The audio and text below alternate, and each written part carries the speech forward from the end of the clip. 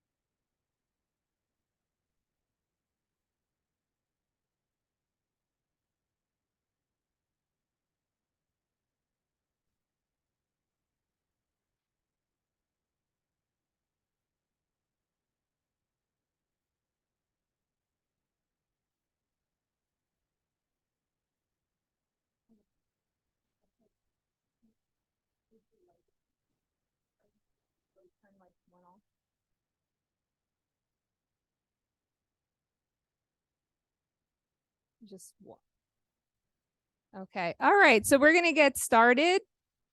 Thank you everyone for coming out tonight. Thanks to China Mamicating for hosting this workshops. First time we've been able to do this in a while in person. I was worried about it snowing and canceling, but we got the complete opposite. Nice. So nice night to spend with us.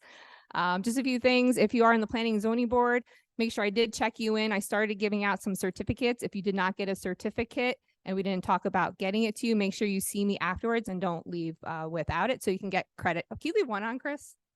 Chris, can you leave one on, or do they both? Leave the back. Yeah. If not, is it only one or the other? All right. Let's leave them on. Let's leave it on. That's a little too. All right. So I'm Melinda Meadow. I work at Cornell Cooperative Extension in our ag program. I'm the ag issue leader there.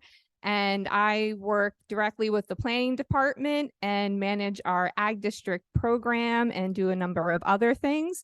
Want to introduce a few other people here today. We do have Chris Knapp from the Real Property Office, who's also on our county ag board. Freda Eisenberg, the planning commissioner, and she'll talk a little bit at the end. And then also want to introduce Jeff Keo, from New York State Ag and Markets, and he's going to talk a little bit as well. Just so everyone knows, this is on Zoom being recorded, so just so you're aware. What we're going to do is we'll have certain times where to ask questions. We have a lot to get through. There's a lot of people here. So if you want, raise your hand to ask a question when we get to it. And we also have index cards. If you're not comfortable asking a question out loud, I can go around and collect the questions that you might have. All right, so we're going to get started. Next. So what we're going to talk about a little bit about ag in the county, the ag assessments, right to farm laws, ag districts, and then the different required notifications. So just a little, I was checking people in. How many people here are on our planning or zoning board? All right, thank you for coming out and learning. Town board members, village board members, and then farmers or interested landowners. All right, so we have a nice mix tonight to help Jeff know who's in the crowd. Next. So a snapshot about Sullivan County. Sullivan County is really growing when it comes to agriculture. We're seeing a lot of small niche farms happening, especially on the eastern part of the county. As you can see, we're one of the few counties we've actually increased farms. The types of farms have changed. It's not maybe we've decreased our dairy farms, but other farms are popping up. And ag is important to the county. We've gone from 27.1 million, and we're at the last ag census, $31.7 million from all the ag products in our county. So it's a big deal. So that's why I felt it's important to offer this training. Next. So we're going to start off about ag assessments. And we wanted to talk about ag assessments in an ag district program because a lot of times there's confusion over it. I'm not going to focus a lot of time on this because I know we want to get into the ag district part. But with ag assessments and ag districts are both under the New York State Ag and Markets law. So that's where some of the confusion may come. But one isn't dependent on the other. Get into it. So what's an ag assessment? Ag assessment has to do with the property taxes. So it basically allows the land to be utilized for ag purposes and assesses the value on the actual ag value and not the commercial value for the property. The assessed property, the assessment is based off soil types. And this assessment comes out, the per acre is determined every year annually by New York State. And it only applies to the land, not the building. So the residents, the barns, they are not included as part of this ag assessment. For qualifications for ag assessment, there are certain types of farms that qualify. So New York State Ag and Markets has a standard definition of agriculture. It's ag. We get a lot of calls like, how do I become a farm? There isn't one straight answer to become a farm. It's not like a certification you get. There's all these different things that, are reviewed, but basically, field crops, fruits, vegetables, livestock, the standard. And, anytime the municipality has questions about if they think something's ag related or not, because things are always changing, Cornell is always here as a resource. We just recently had this week inquiry about starting a snail farm in Sullivan County. So that's a first. So there's apparently a demand for snails. There's also some standards about when it comes to horse boarding as well. So how to qualify. This gets down to your gross income from farming and your acreage. So if you have more than 7 acres of land, you must generate $10,000 in gross income, averaging over those 2 years. If you own less than 7 acres, you need to have at least 50,000. However, for startup farms, you can be eligible if you generate $10,000 in sales the first year. Next. You can also, rental property can also qualify for ag assessment, but that assessment is based off of not the landowner's ag sales, but the actual farmer. So that farmer, for their overall operation, has to be bringing in the 10,000 gross income. Next. So the process. The first step is to go to the Soil and Water Office in Sullivan County over in Liberty. Like I said before, it's based off soil type. So the soils are based off of, from glaciers many years ago. It's not something you can change. Your soil is your soil. Sullivan County will be a rocky soil. So there's different standards, and each soil has a certain per value to it. Then once Ag and Market or Soil and Water Conservation does this, they then bring the information, the soil work group, the landowner does this to the town assessor, and then the assessor has certain criteria they follow. It's not necessarily saying, like we have Winterton Farms here, like, oh, we like lavender, and so they get more of a value versus this farm has 10 cows, this farm has 20 cows. It's based off, again, that soil type, which is predetermined. And it's up to the landowner to prove it to the assessor. So the burden's on the landowner to prove that they're qualified for this, and they have to do it every single year. So every year you have to come to your assessor and bring this form and prove it. Next. This is the only difference when it plays with ag district versus ag assessment.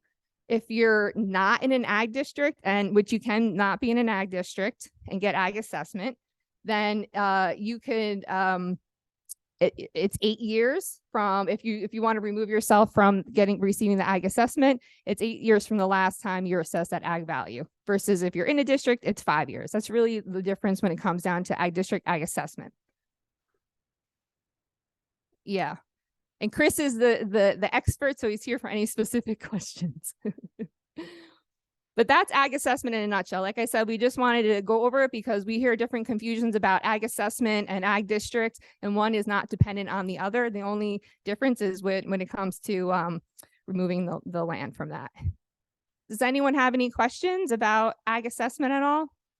And really, it's, your local assessor is really the one to turn to get support or get answers on this, because they're all, trained in this area. Perfect. All right. Moving on, right to farm. So there's right to farm, and there's also ag districts. So I briefly want to talk about right to farm. We have Winterton Farms here, was one of the farms that participated.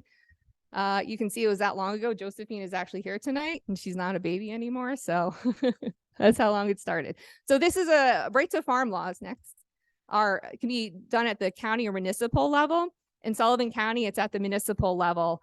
And it has a lot of rights of farms like ag district, but really it comes down to a lot of times it might be with a way for a dispute resolution to mediate a problem between a farmer and the neighbor at the local level.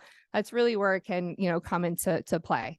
But these are all the towns in the county that have right to farm laws.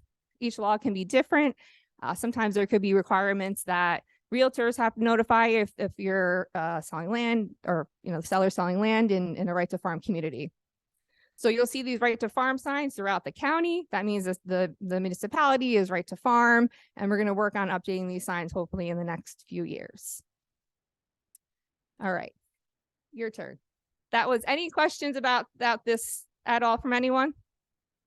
All right, thank you. Yep.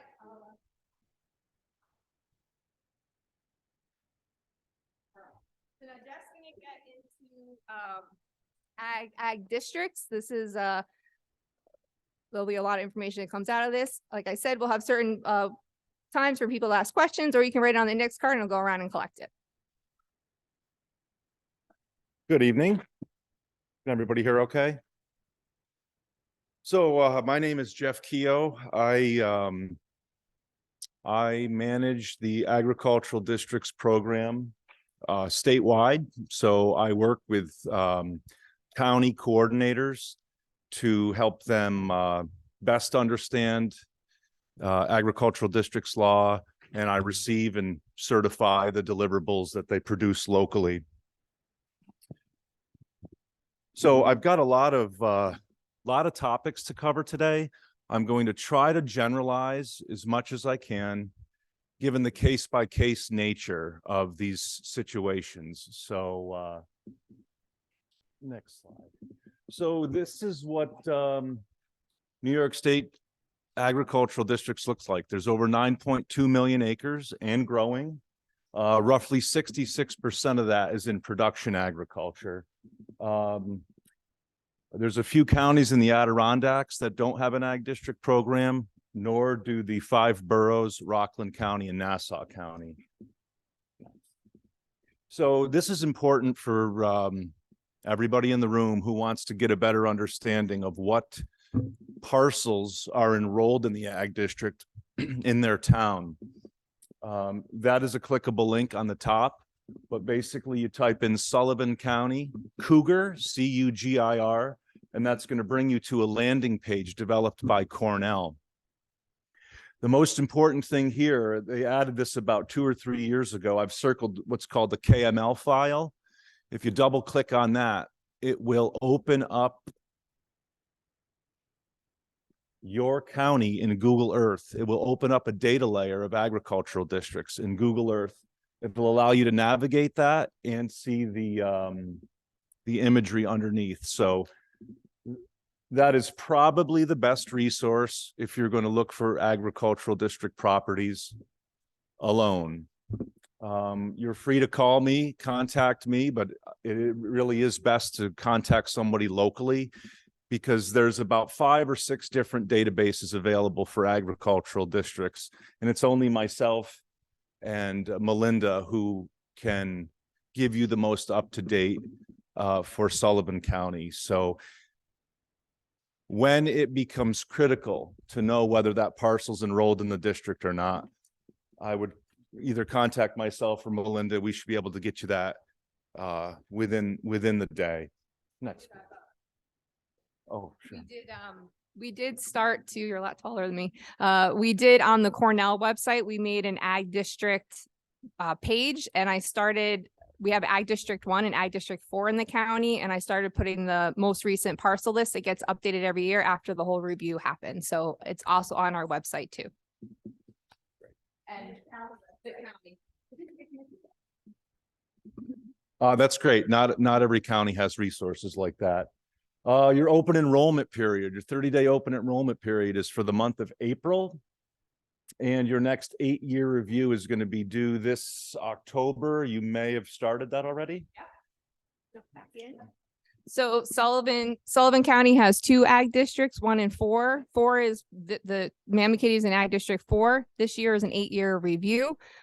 So the process works, as Jeff mentioned, the county legislator designates the open window. We can only take applications April 1st through April 30th. If anything afterwards, we can't take it, and you have to wait until next year.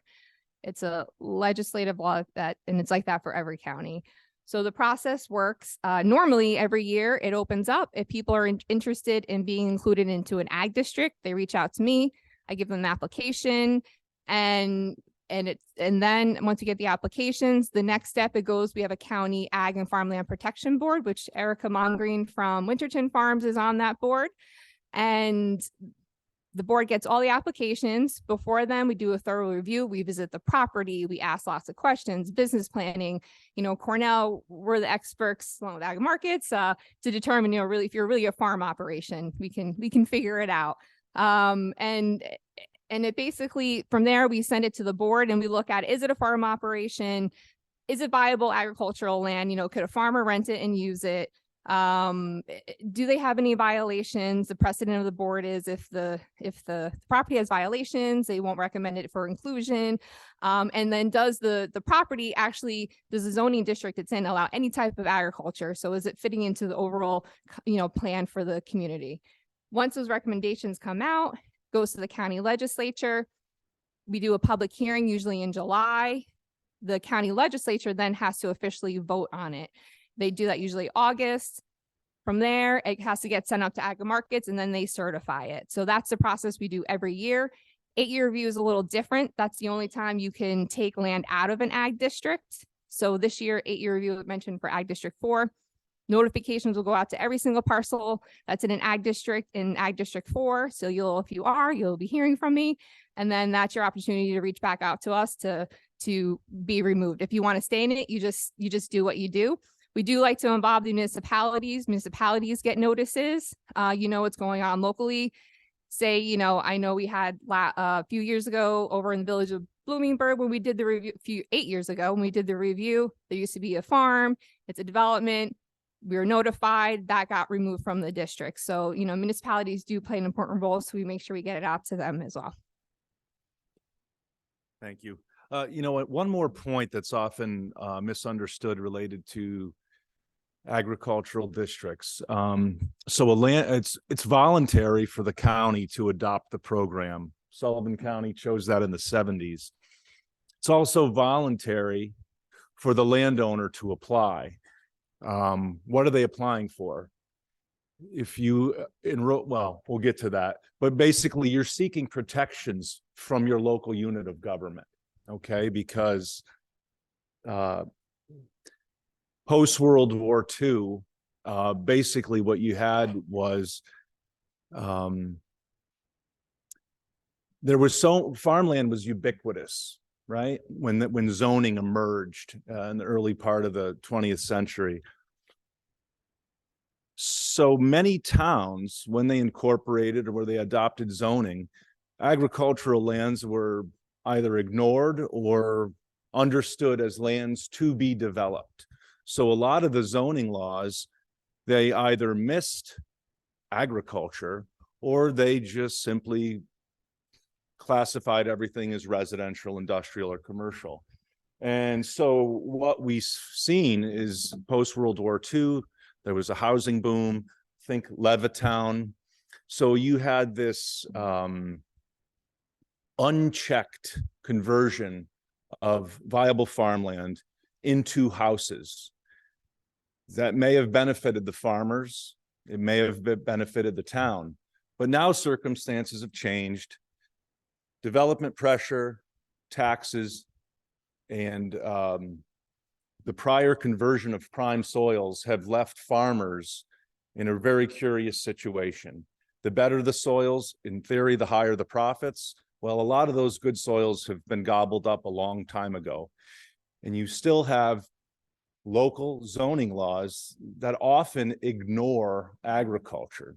So that's the intention of the Ag District program, is to give the farmer, the landowner, a degree of separation from their local laws, their zoning. It's processed or administered by the county. That's the first degree of separation. And then the protections that are extended to farmers would be administered through our ag and markets, ag districts law. One quick point. So it's voluntary for the county to adopt the program. It's voluntary for a landowner to enroll.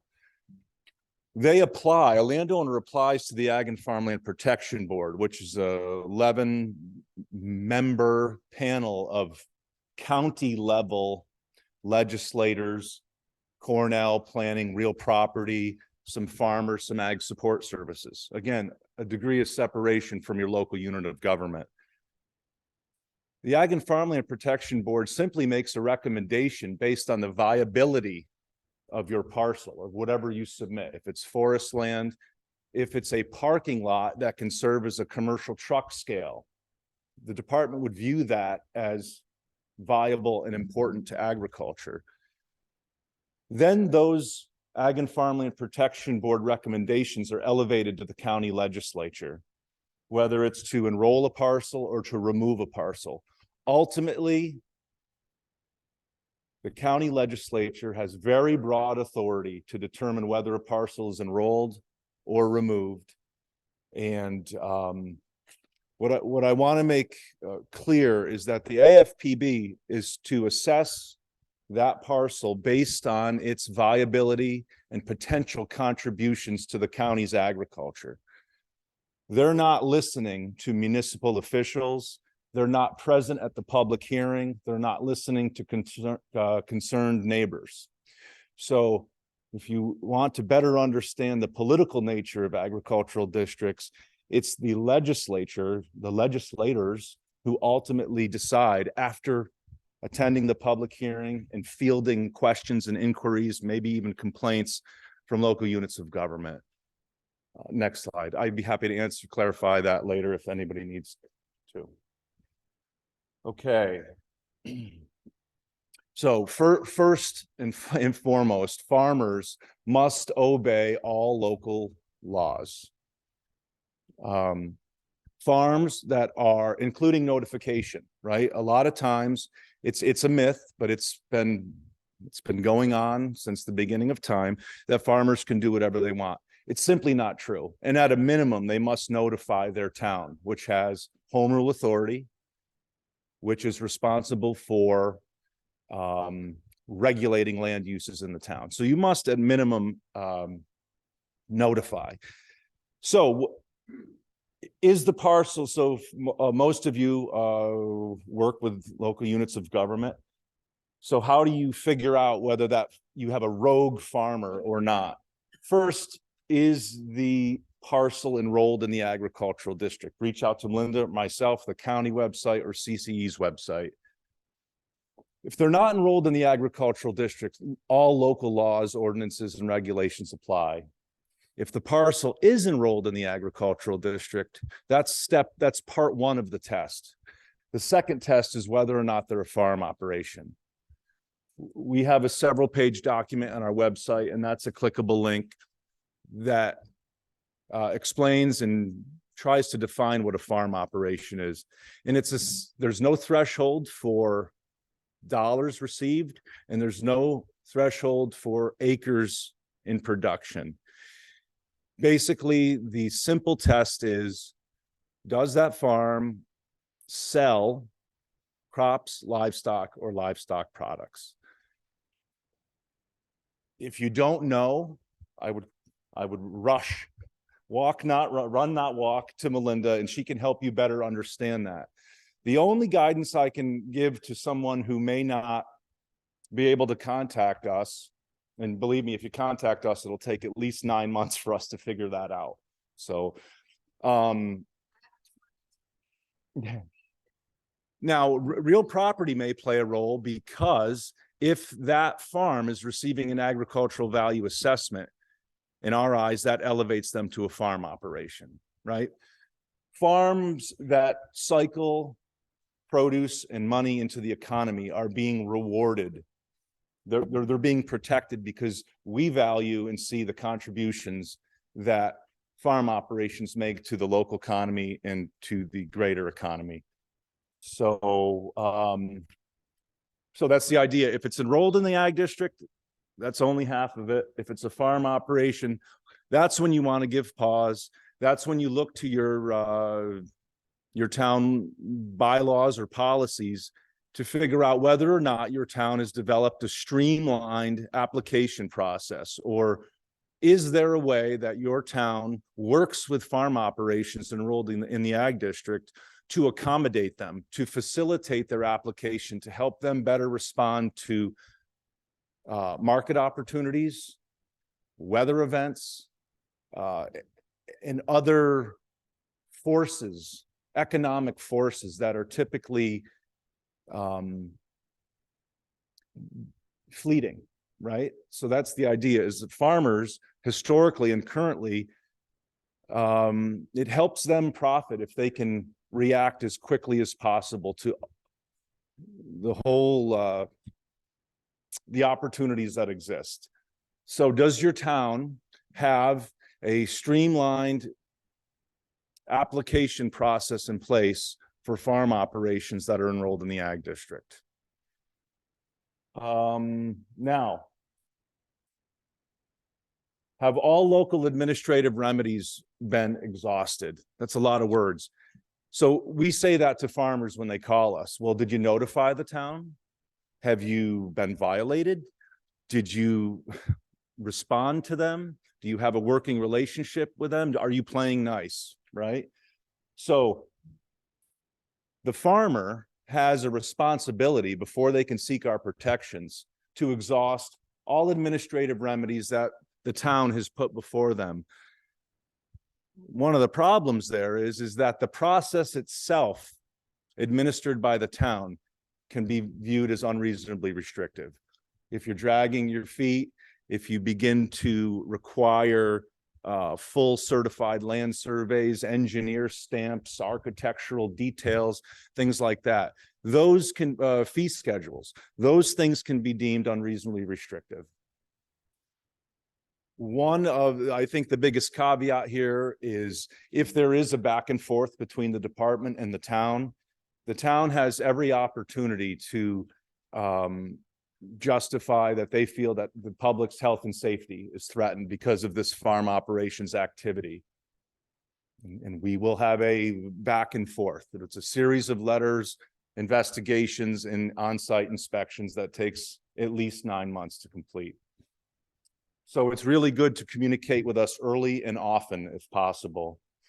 I'm usually the line of first defense when it comes to ag district questions because I can quickly confirm their enrollment status, but I don't deal with protections on a daily basis. That would be Kate Taluki. She can be reached at that email right there. I don't know if anybody remembers Bob Summers. Kate and I basically make up about half of what Bob did. So next slide, please. Oh, I'm sorry. And Melinda has under resources, she has that exact document in your packet, along with about 5 or 6 other guidance documents, which is the best answer. Given the case-by-case nature of every instance of agricultural protections, you not only have unique municipalities with unique laws and definitions and language, but every farm is unique. So it's very difficult to really answer your burning questions correctly tonight, but I'll try. Okay, we're going to go to slide 6 first, and then we'll go back to slide 5.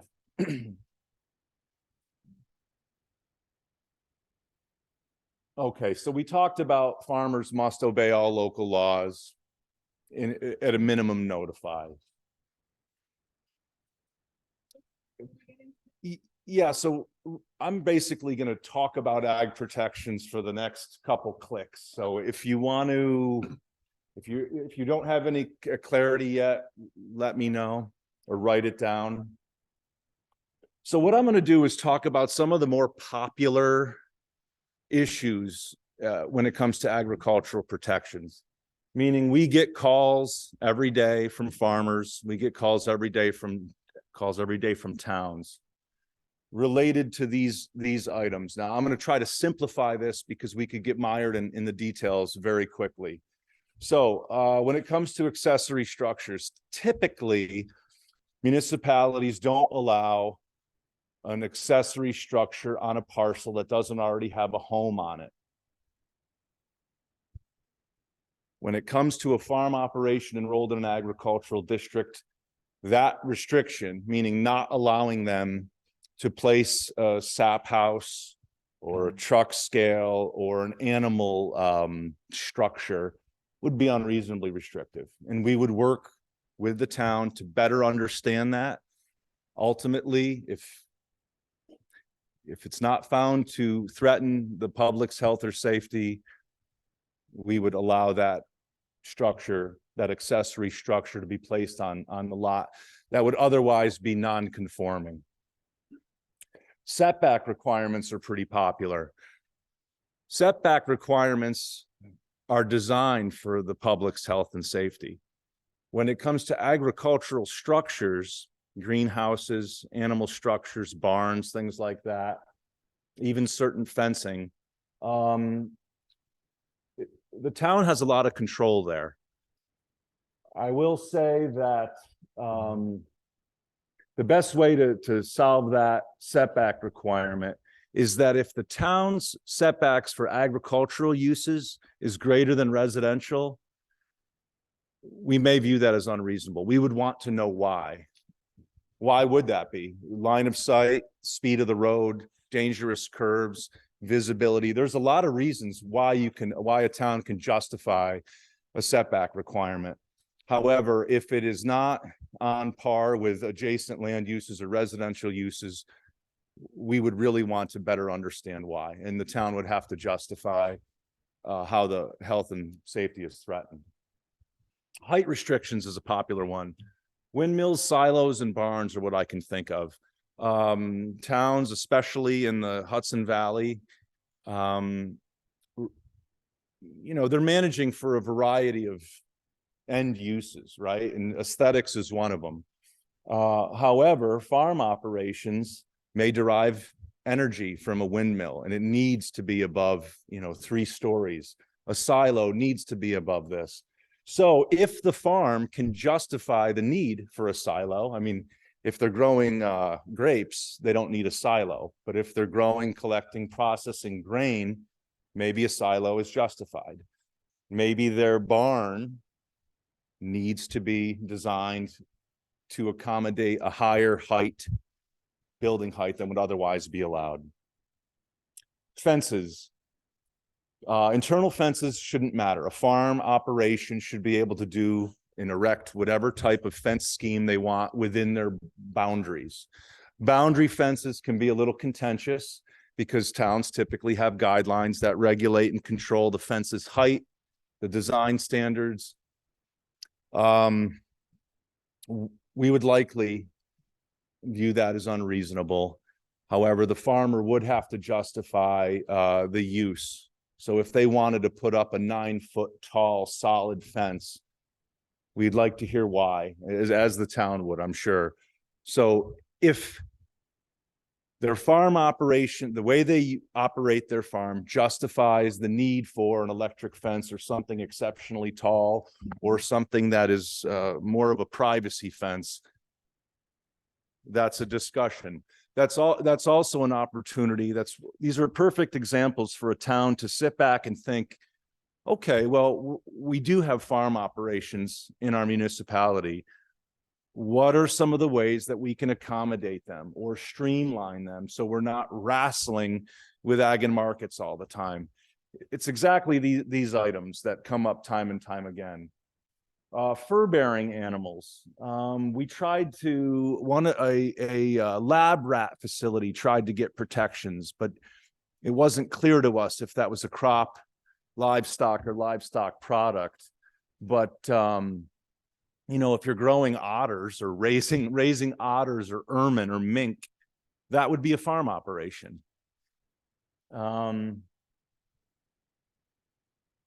I guess I should have put petting zoos in line there. So petting zoos they're not producing a crop, livestock, or livestock product. However, they may, right? It's highly dependent on the circumstances. So there may be a petting zoo where you can feed goats and pet goats recreationally. However, the works in the back, they may be raising goats for a different market. So you can see the case by case nature, and it's unique to every circumstance. Horse and equine operations, there are thresholds that apply.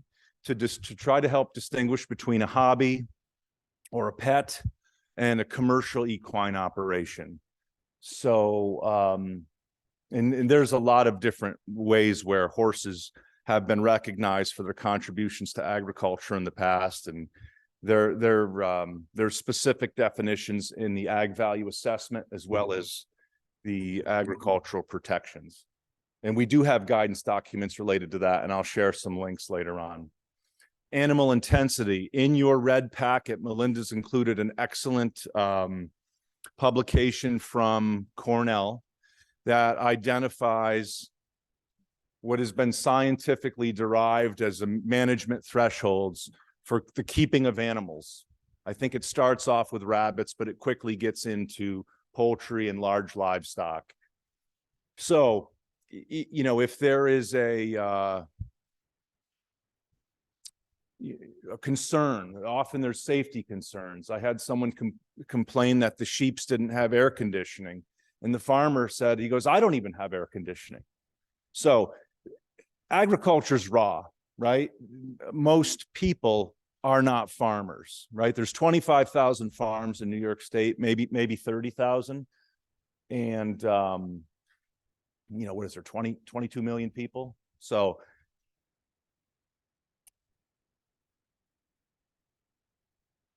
yeah, hop in. And if people have other questions, you feel comfortable raising your hand, feel free to do that. But if you want to read this, Sure. okay. I'm going to read it. If a farm pre-exists a town law newly passed, which requires a certain type of farm to obtain a special use permit, would that be a preferable or non-preferable practice according to Ag and Markets guidance? Okay. So that really all depends on whether they're enrolled in the agriculture district or not. And if they're a farm operation, and the term farm operation is only applied to commercial farms within an ag district. You can't invent a farm operation if you're not in the ag district. That's just a term of art we use. So in this case, farm pre-exists a town law. If they're not in the agricultural district, local laws apply, whether you created them last week or 10 years ago. That concept of grandfathering in worked really well through the 80s and 90s, maybe even 5 years ago. I mean, I can point to numerous towns right now where everything is grandfathered. Everybody looks the other way. Agriculture is accepted because there's not the resources or the capacity to deal with it. However, we're in a very desirable part of the state, if not the world. And home rule authority allows municipalities to control land uses. So most of the things I'm talking about tonight are the protections that are extended to commercial farm operations enrolled in the ag district.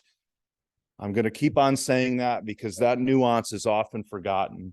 So if I'm reading this correctly, in this instance, a special use permit is okay for a farm if they're not enrolled in the ag district. If they are, there's very special circumstances where we feel a special permit is not unreasonable.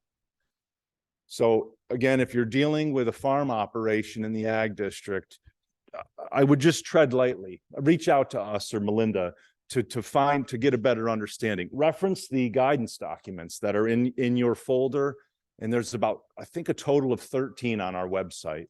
So those really explain this as broadly as possible, and there's quite a lot of detail in there.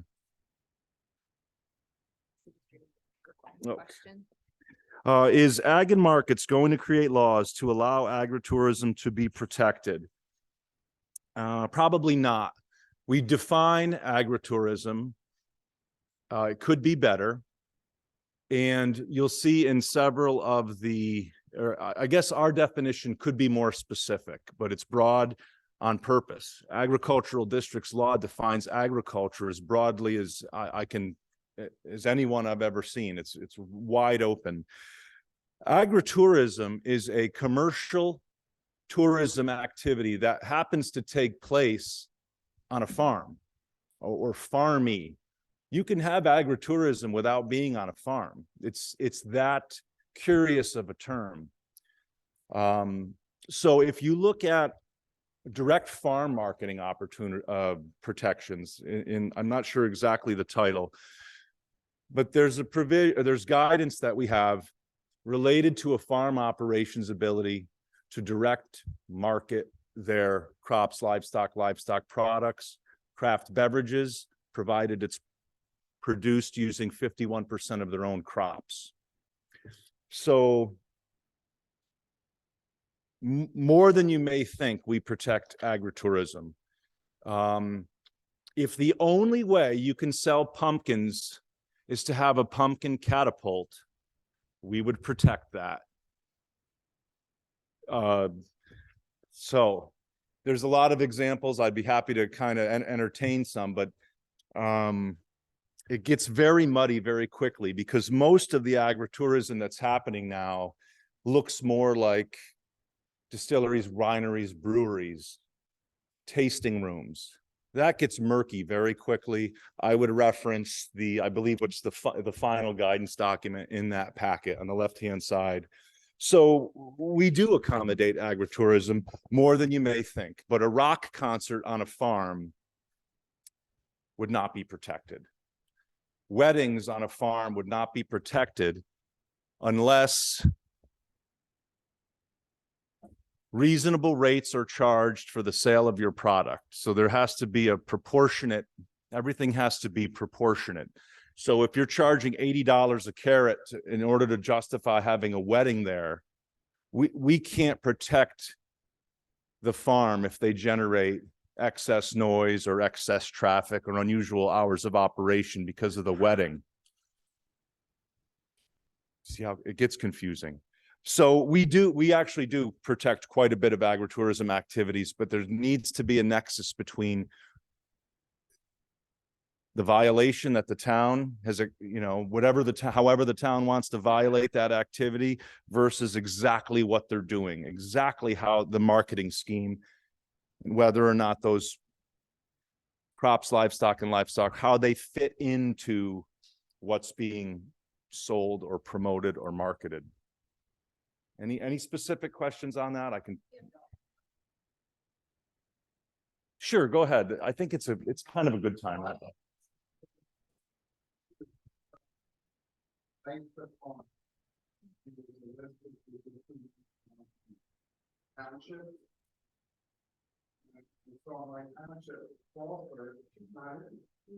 Okay.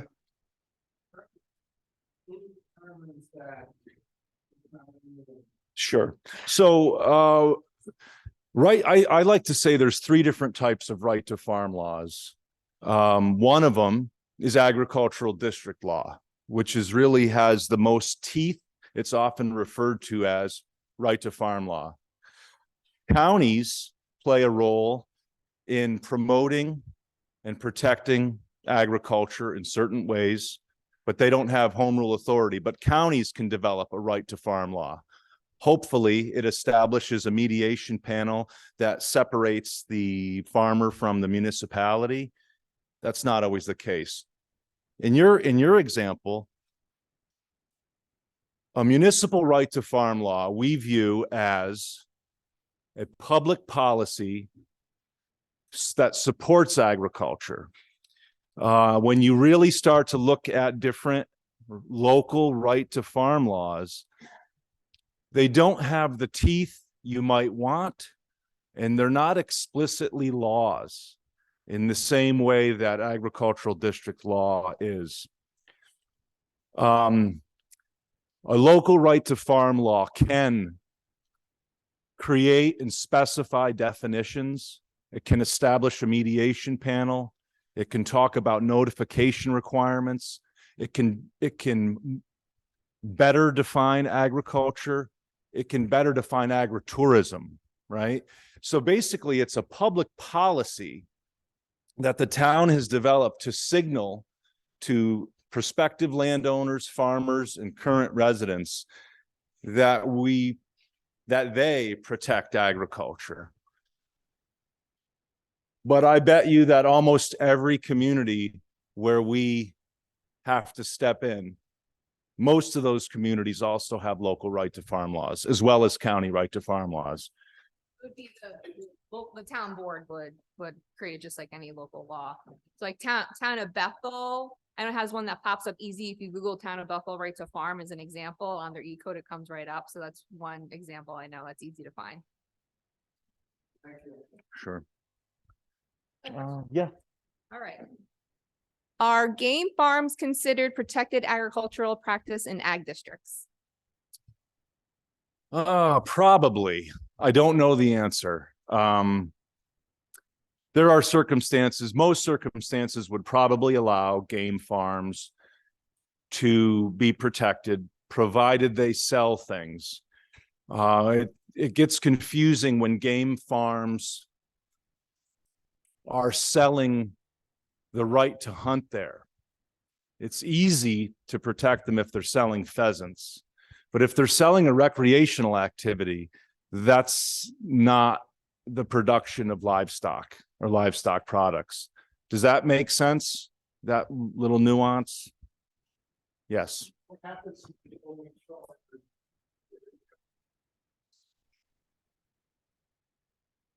Then they'd be selling that beer. Yeah, we would very case specific. It doesn't sound like it. So, I mean, maybe you can work with them to change their business model.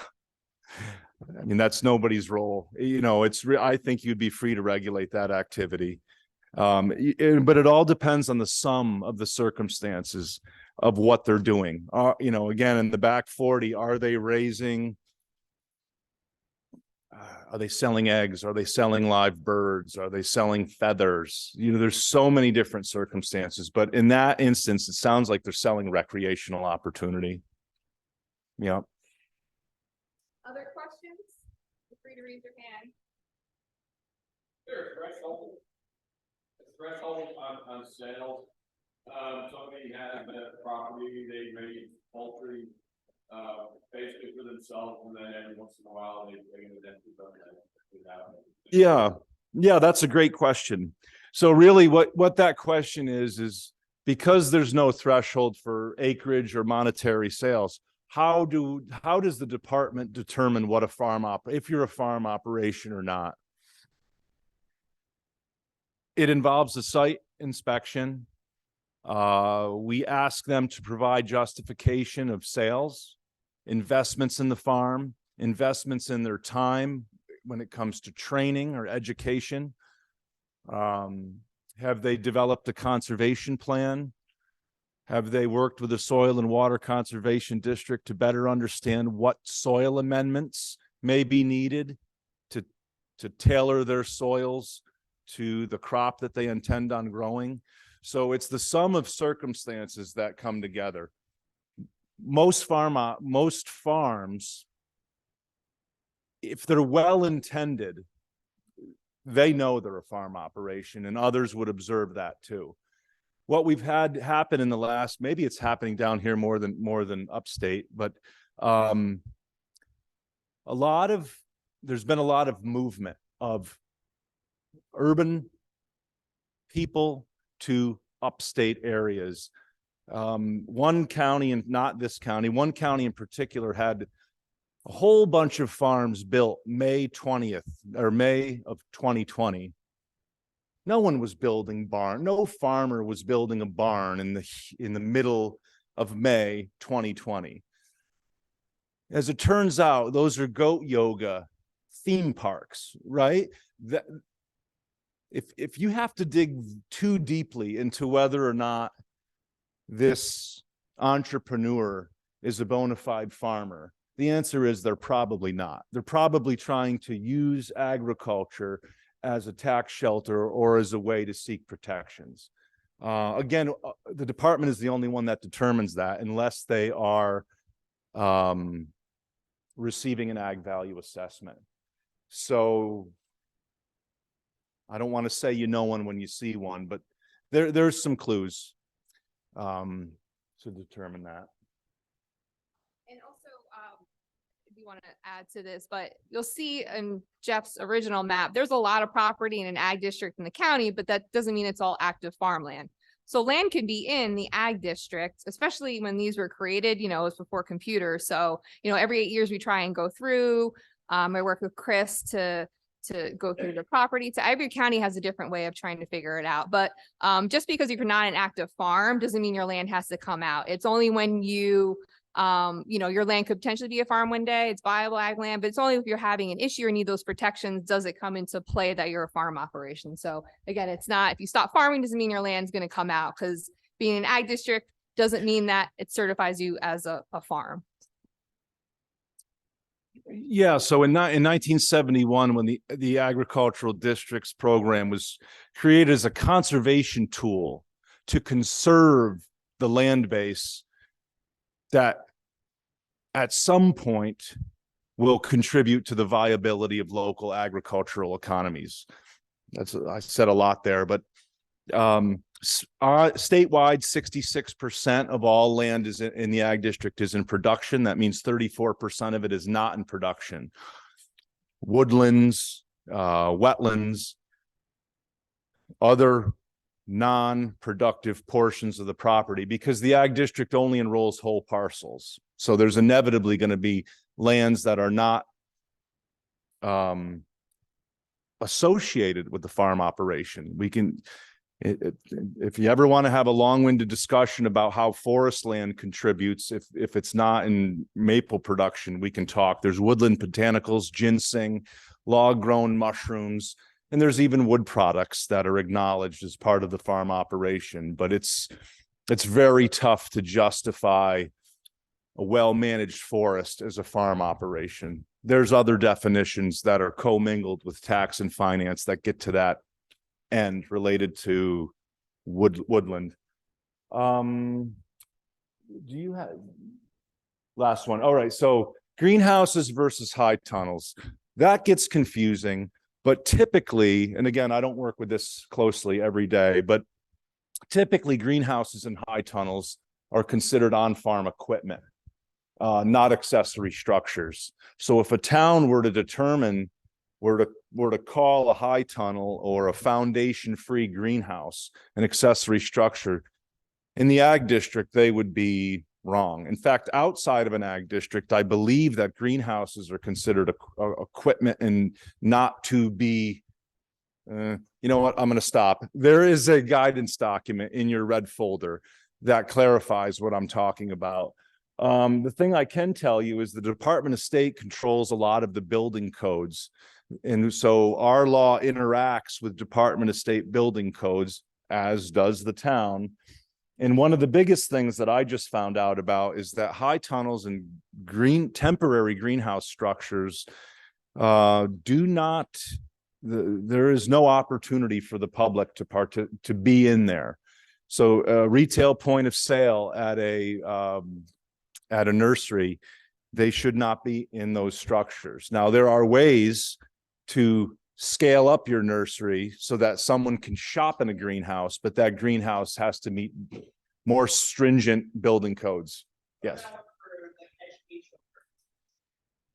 Having the school children visit a farm for a day, or curriculum based higher education for. I don't know that answer. I would hope that facility would carry with it the understanding. It may be a non-commercial facility. That bucket of education or whatever that is classified under, hopefully would carry and cover and allow for that. That's tricky though. Yep. Other questions about these certain ones?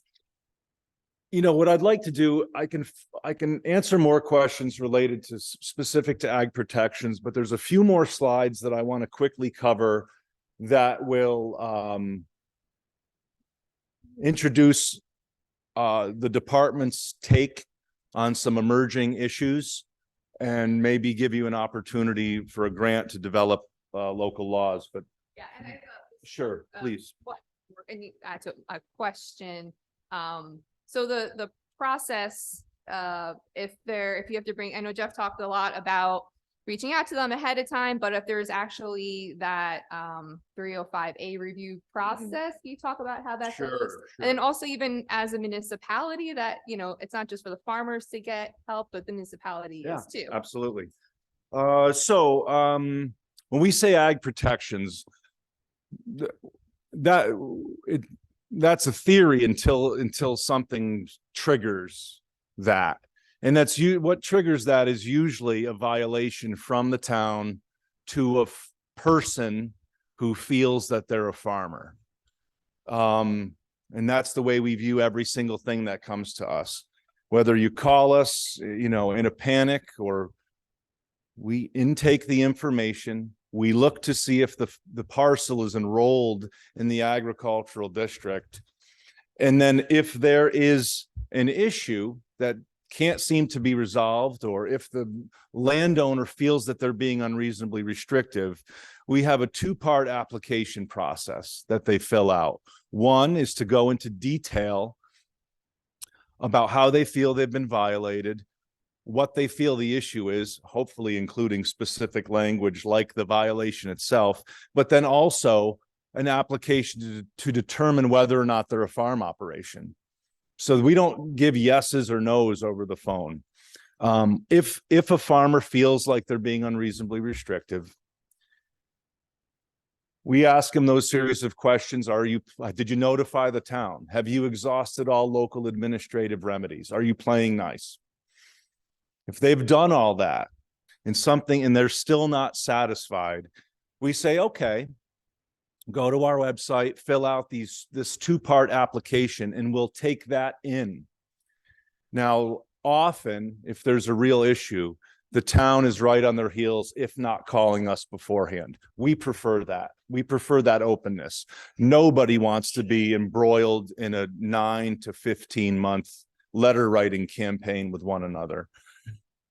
So we'll intake that information and we'll begin to digest local laws, confirm whether or not that ag district is enrolled. And then through that application process, we'll learn more about the intention of the farm, whether or not they're actually conducting business, selling crops, livestock, and livestock products, and begin to explore exactly what that violation is. So that's very important for everybody here, is that if you feel you have a farm operation or a farmer that you're compelled to violate, reference the guidance documents and best understand what you feel they are in violation of, and then you can proceed. We never said that you can't violate somebody. If you as a town inspector or CEO or whomever feel like you want to regulate them, you can. It's up to the landowner, if they feel that that is an unreasonable action, to reach out to us, fill out the two-part application process, and brace themselves for a 10-month answer. So we work with the landowner to understand their perspective. We evaluate all local codes that may affect that parcel. And we also reach out and communicate with the town, hopefully verbally, but sometimes the circumstances don't allow. So then there is a series of letters that are written to the town. The town has the ability to justify their perspective. The town has the ability to say, hey, our public's health and safety is threatened here. Everything is taken into account, run through our attorneys, run through our guidance documents, our laws, and our policies. And then we communicate with the town again through letter. And it's a back and forth. So there's no quick answers when it gets this far. That's why we really encourage you to contact us. Those 13 guidance documents pretty much hit every circumstance we're aware of. I don't know if Game Farm is identified, but they really go a long way. Are there any ag protection? Yes. One last question. Does a farmer need a building permit to build a barn or sugar shack? I don't know. I don't know if it's a farm operation enrolled in the ag district. It's highly dependent. This is so case by case. Yeah. So it depends if is it an exemption from taxes? Is it an exemption from building codes? Is it a protection they're seeking? I mean, that takes research to get to the bottom of each of those questions. It's unique to the town. It's unique to the operation, whether or not they're enrolled in the district, the scale of their operation, and so on. So I don't mean to say I don't know, but that's the truth. Typically, for farm operations enrolled in the ag district, special use permits are considered unreasonably restrictive. But there are circumstances that I'm sure Kate may be able to point to, Kate Taluki. And that's exactly why we want you to contact us, so we can begin to understand that. Yes. I understand this is not only the town's permission to build a barn, but you must do it according to code. So you don't need a permit, but you need to build it. Yeah, I mean, if it's an animal shelter, or is it a barn, or is it a tasting room, right? I don't mean to, right. Equipment, storage, animal. It's so specific that I don't want to put myself out there. There's a lot of very good information in your packet.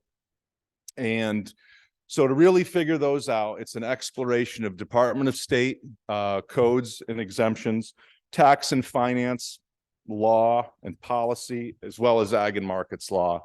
So that's what we balance every day. If there are specific questions you have, contact us and we can get you a more specific answer. That's what we can do for you. We'll try to do that as quickly as possible. It's not the same ask as it's not a 9-month process, right? We'll get you to the right person who can get to the point and understand that. But again, we have people who misrepresent their intentions and misrepresent what they're doing. They're trying to use agricultural district protections to do something else. Not all the time, but more often than not. So we have to be guarded. We have to find out more before we can really give those answers. So yeah, there's a lot involved. A lot involved. Yes.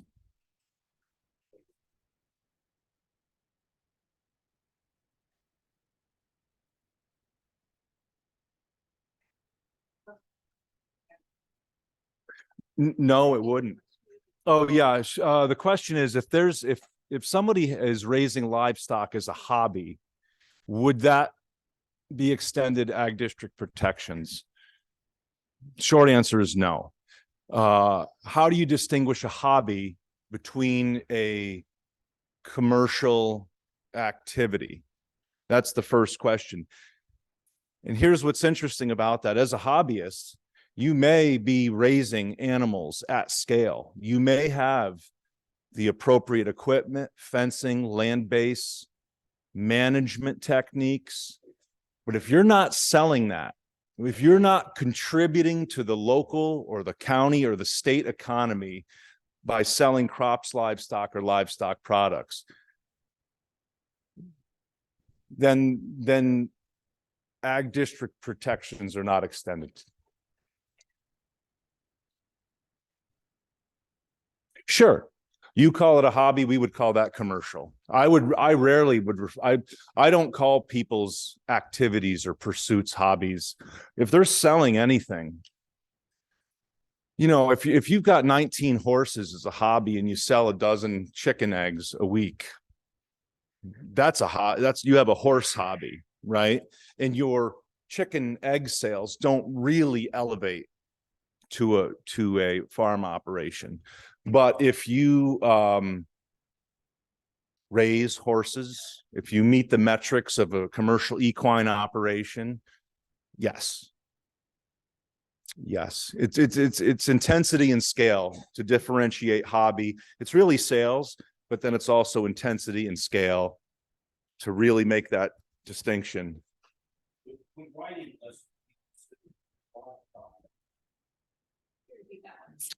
He wants to know if riding lessons would be considered commercial equine. I'm not clear on that. There's two things that I'm aware of. It's a commercial equine operation and commercial horse boarding operation. The horse boarding operation must board 10 horses throughout the year. And the equine operation is related to the raising of horses. So it sounds like that's recreation. What you've described. Yep.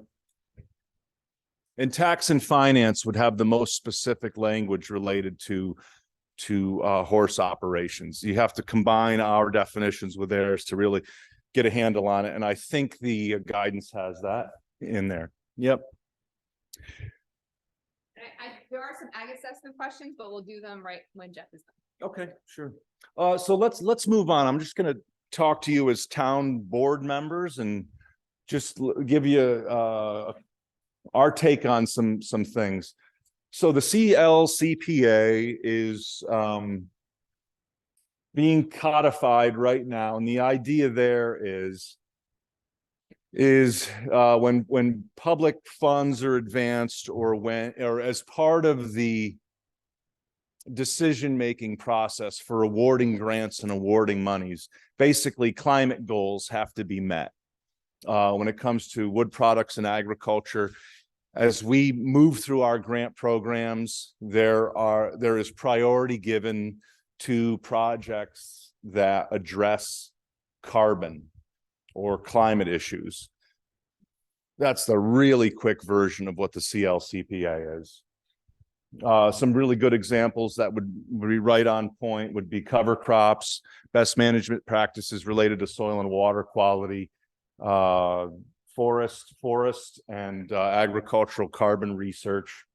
NYSERDA's on board. The districts play a big role in advancing those types of climate resilient farming programs, source water buffer, cover crop programs. In a nutshell, that's how the department is going to interact with the new Climate Leadership and Community Protection Act. You will hear more about that later if you're a farmer. Hemp versus cannabis. Ag and Markets maintains a hemp licensing program. The Department of Health has created a new office called the Office of Cannabis Management. We don't use the word cannabis. However, we have defined it as a crop in our policy. So if someone's growing marijuana in an ag district parcel and they're vetted through the Office of Cannabis Management, we view that cannabis as a crop. Any questions on that? That's a pretty fine point. Yes. Yes, it would be. We would protect cannabis if it's sanctioned through the Office of Cannabis Management from noise, dust, odors, things like that. Maybe there may be unique security fencing, unique hours of operation, guard dogs, whatever. That crop will be protected. Yep. Solar, I'll get to that later. There's not a lot of solar pressure here. I do see some, but if you go to Genesee County, Oneida County, there's a lot going on out there. We talked about agritourism. It's commercial tourism activities taking place on a farm. We often support that. We promote that in different ways through the department. And we do protect it, and there's some guidance that'll really get to the heart of that. Craft beverage industry, it's been wildly successful. However, farm distilleries, farm wineries, farm breweries, they're not farms. That's the title of a liquor license administered by the state liquor authority. Ag and Markets doesn't know what a farm distillery is. It doesn't exist in our world. That is the title of a specialized liquor license. If you look into the Direct Farm Marketing Act guidance, and there's another one specific to breweries, it'll talk about how our laws interact and interplay with breweries and distilleries, regardless of the farm nature. When SLA administers a farm distillery license, that simply means that there's an expectation or requirement that some of the grains and botanicals used in that are derived from New York State. Has nothing to do with ag districts, nothing to do with ag value assessment.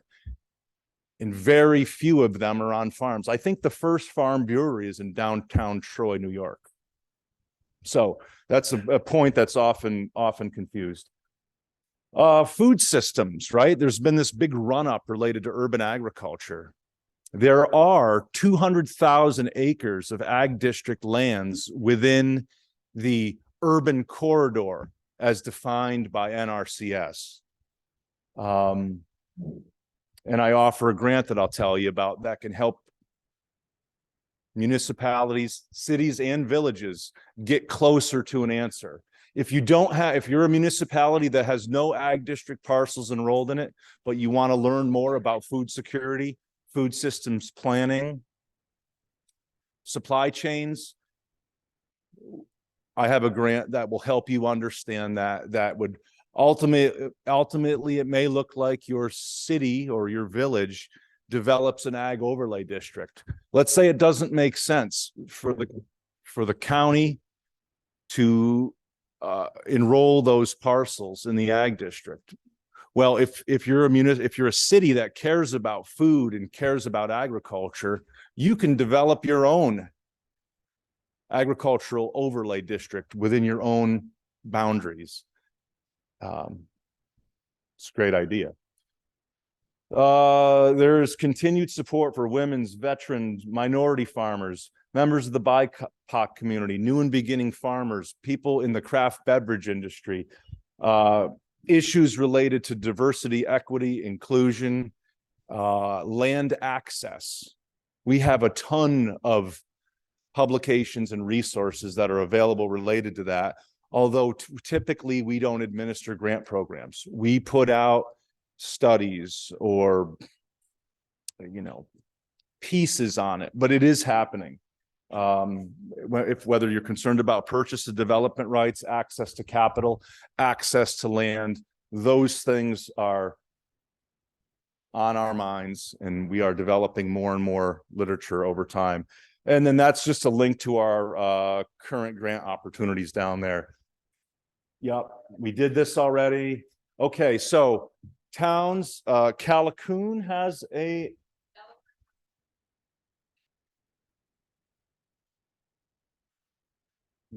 Bethel, Callicoon, Liberty, and Delaware. They were some of the first adopters of a local municipal ag and farmland protection plan. It's $25,000 to the town. You only have to put up $1,700 to get the grant, but you also have to find in kind of about $7,000. You would work with CCE. We would work with planning. Hopefully you get real property on board, Soil and Water Conservation District. They would collaborate.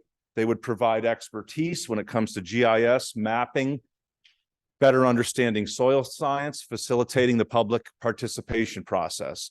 It's about a 2-year process that results in a planning document that takes a hard look at your land base and those resources. It identifies your most productive lands. It identifies the state of agriculture in your community. Because there's a robust public participation process, it's a locally led policy statement that's adopted into your comprehensive plan and ultimately will help your town value and protect agriculture. If you're not interested, you don't have to. We've done about 100. There's about 102 towns out of 1,600 that have taken advantage of that planning grant. So it's available on it's open enrollment. Just let me know. We'll sign you up. Couple minutes. Okay, so we can talk about that if you're interested in applying for the grant. Next slide. This, this is the best tool out there. The publication was developed in 2011. It is still current. There's relevant case studies related to local and county ag protection planning tools. If you want to know more about what I'm talking about, that is an excellent document. Good plug. Our next workshop will be on this, and you get this as a handout. Ag zoning for municipalities. It's April 26th. It's a Wednesday night at 5:30. Confirming the location, but it'll probably be like Liberty Bethel area. So that's our next one, but I'll make sure everyone gets the notice because I have everyone's email. And I think the next few slides are just a bunch of linked resources. Now this, yeah, that's solar. Wrong county for that. If you're a community though, that wants to better understand their options related to solar and agriculture and solar in general, NYSERDA has an office specifically designed to help municipalities better understand all the various options related to solar. Next slide. Here are some resources specific to what I do on a daily basis. I'm part of the Agricultural Protection Unit, and those are links directly to some of the resources we talked about today. And next slide. And these are supporting departments. So in order for us to come up with an answer, we work with Cornell, Tax and Finance, Real Property, DOS, SLA, and NYSERDA. So, thank you. If there's any other quick questions or not. I have, That solar was not appropriate here, or? I don't mean appropriate. I think the land base is not as suitable. Yeah, it's not as suitable here, and the pressure is not here. Given you've got so much forested acreage and so much topography, that's not really where they're looking to build solar. Genesee County, you know, Oneida County, that's where.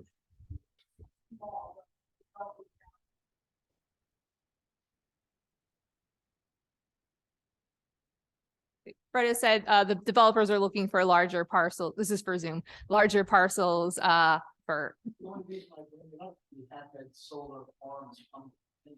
Yeah, there's solar farms, but he's talking the large scale utility ones. Yeah. Like 2,000 feet. And I have 2 questions from Ag Assessment to follow up with, and then Fred and I are going to close out quick about the notifications. I got Chris to help me out here. So the first one is, do firewood sales count towards your farm income to qualify for Ag Assessment? Yeah, the answer to that is yes, but only up to $2,000. The form RP 305 is your friend. The back of this form has all of the answers to the 3 questions I heard regarding ag assessment this evening.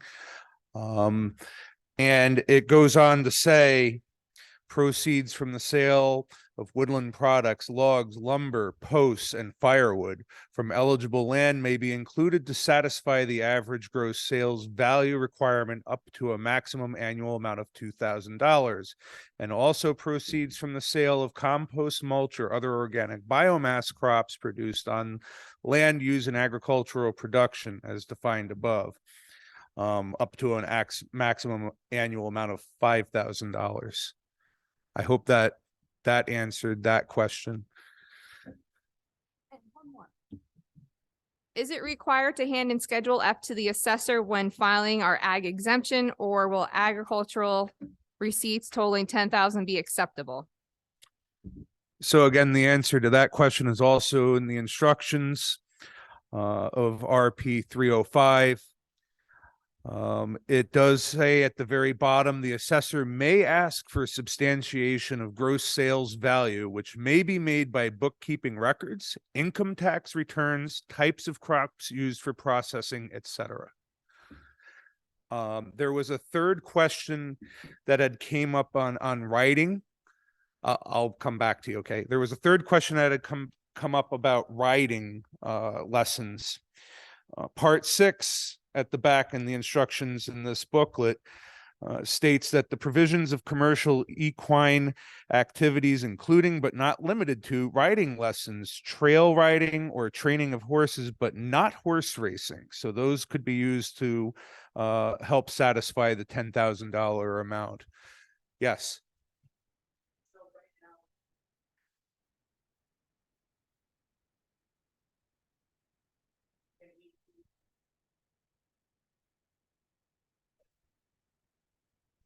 Yes, so it actually even goes into that here. So this question was, is do you use the prior year's tax return?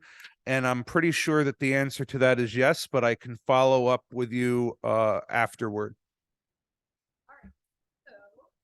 There's a couple more slides, close out, and then we'll finish up with 1 or 2 questions, and we'll be here afterwards to answer any questions. Want to bring up Fred Eisenberg from the planning department, just talk about their role with ag districts and reviews. Thanks, Melinda. This is probably the most boring part of the evening to close you out, but I'll try and be quick. So I noticed there are a lot of planning and zoning board members in the audience. You're all familiar with the 239 process.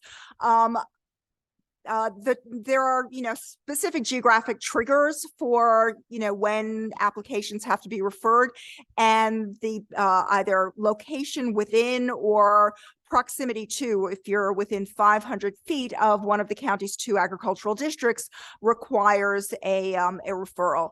And, the reason we're emphasizing this tonight is, to be honest, I don't think we necessarily get all of the referrals that have that ag trigger. When we do, they should come with something called an agricultural data statement. It's just a 1-page form that has information about either the farm or farming activity in or around the subject property. I can tell you probably about 95, maybe even higher percentage of the referrals that we get related to an ag district do not come with the agricultural data statement. So I'm basically here to make a plea. Please remember that's there. And also just to remind you of the reason for this. With it, I think the 239 review process has its fans and detractors, probably, more of the latter. It's a little bit bureaucratic, but there is a purpose to it, specifically with respect to ag districts. The ag data statement has information on, the agricultural context of the project to help you, the planning and zoning board members who are, working with the applicant, deciding on the fate of that application and what modifications you might want to know that there's agriculture there, and to think about, okay, what are the impacts and how do we possibly protect it? So, we've had referrals for, large scale, like, the rock concert was mentioned, that might be near a farm and would have impacts on the animals, next door, or, we've had subdivisions on farmland that maybe could have been done better in a way to preserve, the best agricultural soils. So those are the kind of things we look for. If it's like a 2-lot subdivision and it's not a big deal, we'll just, we always refer it to Melinda, and, we'll give it an LD.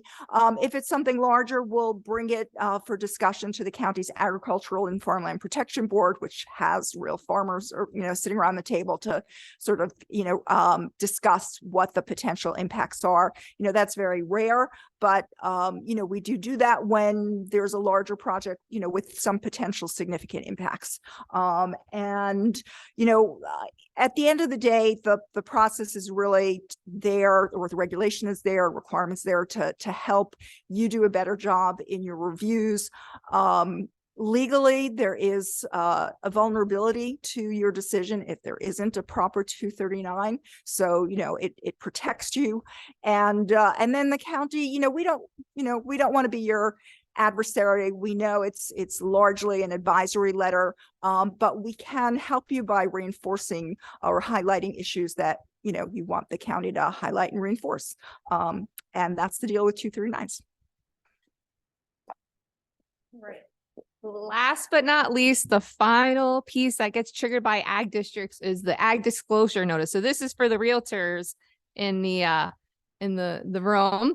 So properties that are located with an ag district, this is required. The ag disclosure notice, there's a template in your folder that you can use, but basically the buyer and the seller have to sign it just so everyone knows that that property that they're buying is located in an ag district. We've definitely have seen, especially with people coming up Sullivan County, there's smells involved with farming and they buy a property in ag district and things happen. So this is the disclosure notice that is required for properties in ag district. And again, my office, Freda, Jeff is where you would find that information.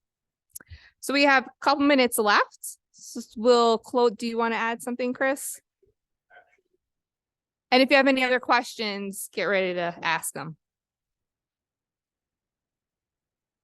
So it was my understanding that there would be realtors here this evening. Something that you might want to watch out for, and Melinda briefly touched on it, and that was the rollback. So if you convert a farm property that was receiving an ag assessment, and it's in an ag district, there is a 5-year rollback on that from the time. So let's, for example, say this year you decided not to get the ag assessment. The clock starts ticking. You have 5 years. If you convert the property, and what I mean by converting the property, you decide to subdivide a lot off, and build a house, or subdivide 100 acres into 10-acre lots and build houses on that, then that would be subject to the rollback penalties. Now, it can be a portion. And it also doesn't mean that if you cease to use the land for farming operations, instead of just leaving it open fields, it does not necessitate conversion penalties either. The land is outside of an ag district, however, the rollback period is 8 years. It still only calculates for 5 years with 6% interest compounded. The assessor calculates that and it gets added to your tax bill. Sometimes those penalties can be quite significant.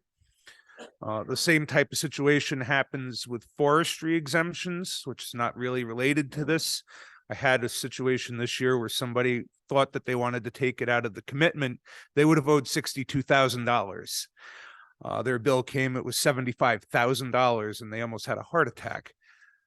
So just something to keep in mind. You may want to check to see if they were receiving ag assessments, find out how much time has elapsed since the last ag assessment was received, because the new buyer may be in for a surprise if they decide to change the use of the land. So one final question, and then if you have other questions, we'll all be here and you can ask us afterwards. Oh, yep. Be clear, this rollback is only if you convert it as a subdivided, selling, whatever, not if you decide to cease farming activity. That is correct. In fact, you could subdivide it and cease to do farming activities as long as the use hasn't been converted. In other words, it's going to be intended for single family homes, a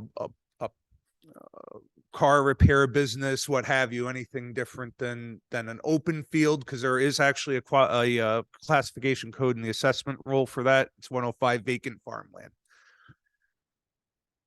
Thank you, Chris. So that concludes our presentation. If you need a certificate, you didn't get one, check in with me. And if you didn't get a packet because we ran out, let me know. I can get you documents. So as I mentioned, April 26th, we're going to have another ag training series.